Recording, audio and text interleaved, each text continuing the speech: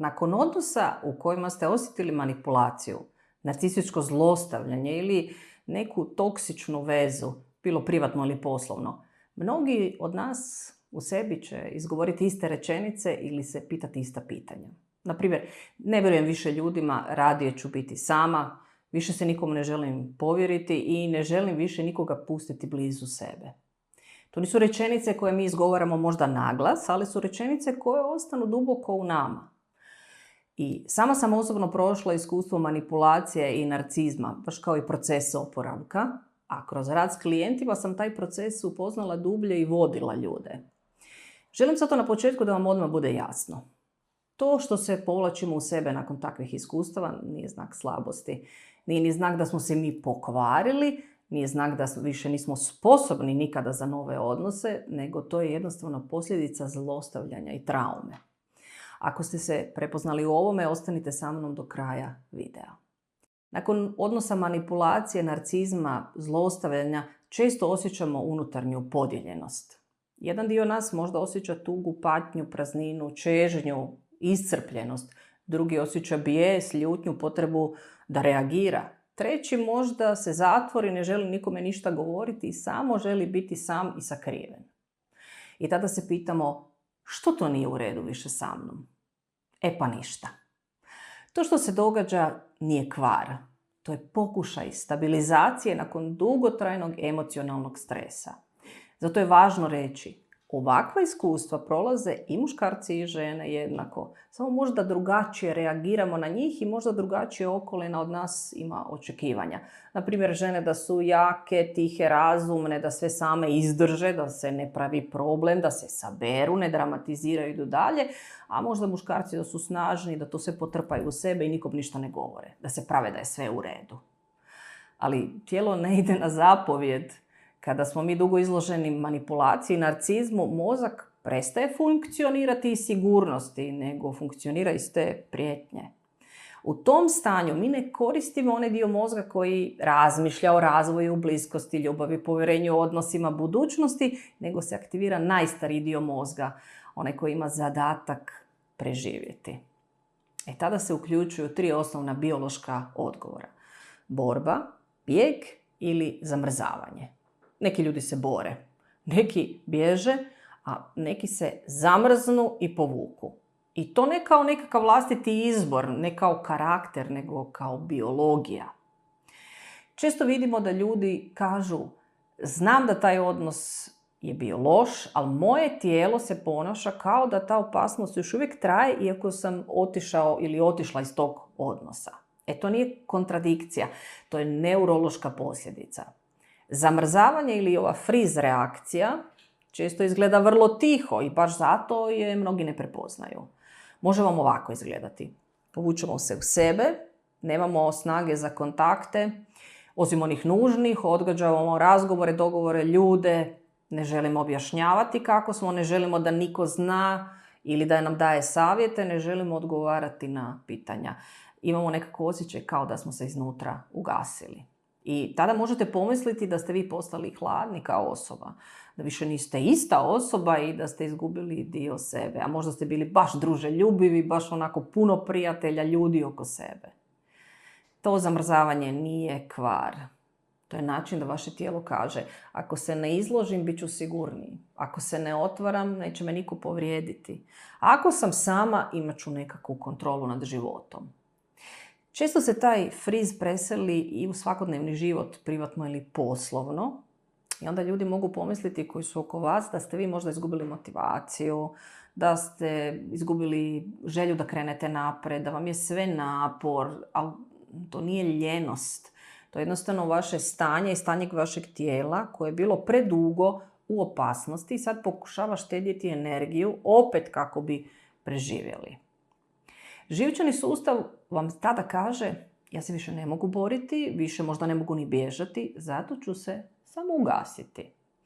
Iz ovog stanja često se ne izlazi samo snagom volje. Izlazi se polako, ali kroz sigurnost, stabilnost, podršku i kroz odnose u kojima se vi ne morate braniti i u kojima ćete biti zaštićeni.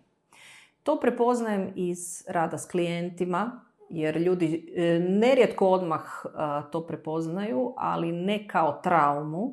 I u toj fazi često može im se dogoditi da pređu u jedan drugi način funkcioniranja, da im njihovo ponašanje preuzme ego, kad im želite pomoći. Zato što ego kaže, sama sam sigurnija, ne treba meni više niko, sve ću sam riješiti, pusti me na miru, javit ću se kad mi bude dobro. Ego tu nije neprijatelj, ne pokušava vaš ego u tom trenutku napraviti nešto loše, nego vas zaštititi od nove boli. Međutim, trebate znati da postoji jasna razlika između zdravog ega i obrambenog ega. Onaj zdravi ego će reći, sad ću birati pažljivije, postavit ću granice, uzet ću si vremena, ne moram svima sve objašnjavati i ne tražim kontrolu, nego jednostavno jasnoću.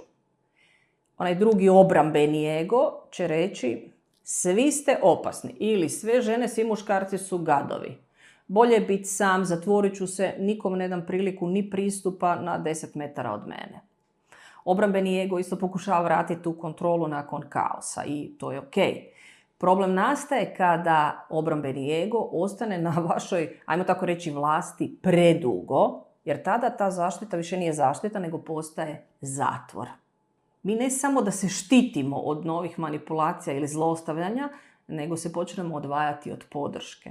I tu dolazimo do dijela o kojem se ne govori tako često. Zašto nije dobro da se s posljedicama manipulativnih, narcisoidnih, toksičnih odnosa borite sami? Ne zato što ste vi slabi, nesposobni, nego zato što trauma ne nestaje lako u izolaciji. Ne nestaje lako sami sa sobom. Kad ostanemo sami sa svojim mislima, strahovima, sumnjama, vi lako počnete vrtjeti se unutar istog obrasca. Počnete sumnjati u sebe, u svoju percepciju, u svoju intuiciju. Počnete misliti da morate biti najjači na svijetu, pa ćete to sve sami riješiti i nećemo nikoga opterećivati, ne daj Bože. Ali upravo takav nastavak obrasca i dolazi iz manipulativnog odnosa, gdje ste vi naučili da morate sve sami, jer nije bilo podrške, ljubavi, nije bilo topline. Traumu nemojte iscjeljivati u samoći. Iscijeljujte ju u sigurnom prostoru, u odnosima u kojima nema pritisaka, u kontaktima u kojima se ne morate dokazivati, među ljudima gdje vlada ljubav. Ne znači da se trebate otvoriti svima i da sad trebate svima vjerovati i da su svi dobri. Ali znači da vam je potreban barem jedan siguran prostor i jedna sigurna osoba gdje možete reći sve. Još jedan čest odgovor nakon narcističkog zlostavljanja je i bijes. Kod nekih se aktivira umjesto povlačenja, pa idu u borbu, u ljutnju, u potrebu da se sve razotkrije, u potrebu da se svima kaže istina, da se razvali ono koji vas je zlostavljao. I isto tako treba jasno reći, ni to nije kvar kod vas, nego je to jedna energija koja se postupno vraća u vaše tijelo nakon dugog potiskivanja. Vrlo često baš bijes dolazi tek onda kada se sustav prvi put osjeti sigurnim i siguran je da može ispustiti tu emociju bijesa. Iz mog vlastitog iskustva znam da bijes ne znači da ste otišli predaleko, nego da se baš vraćate sebi u svoje najbolje stanje. Bijes nije problem. Problem je kada sami ostanete s njim. Zato što taj proces oporavka nije brz i nije linearan, može imati različite faze kod različitih ljudi. Nekad mislimo da smo dobro, pa nekad mislimo da opet nismo dobro, pa se povučemo, nekad imamo snage, nekad se opet umorimo, vratimo se u nostalgiju, patimo, nekad povjerujemo ljudima, nekad se zatvorimo. Ali to nije znak da idemo unatrag. To je znak da se tijelo uči sigurnosti. To je znak da oporavak ne moramo odmah svima otvoriti, nego da postupno krenemo vjerovati ljudima. Ne znači da moramo biti stalno jaki. Oporavak znači korak po korak učimo ponovno vjerovati, osjećati sigurnost sebi, drugima i situacijama oko nas. Ako ste i vi nakon manipulacije, zlostavljanja, toksičnih odnosa postali povučeni, nepovjerljivi ili zatvoreni, ne znači da ste se pokvarili.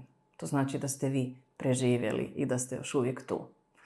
Uz pravu podršku, siguran prostor, povjerenje, ljubav i vjeru vi se možete vratiti, ali bez prisile i žurbe.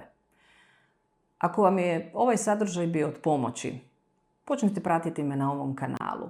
Ovdje govorimo o oporavku, o povratku sebi, o sigurnosti, o novoj energiji. Ako pak znate nekoga kome bi ovo pomoglo, podijelite s njima. Ako ste se prepoznali, spremite ovaj video. I zapamtite još jedno, niste sami. I ne trebate kroz ovo proći sami. Možemo vam pomoći.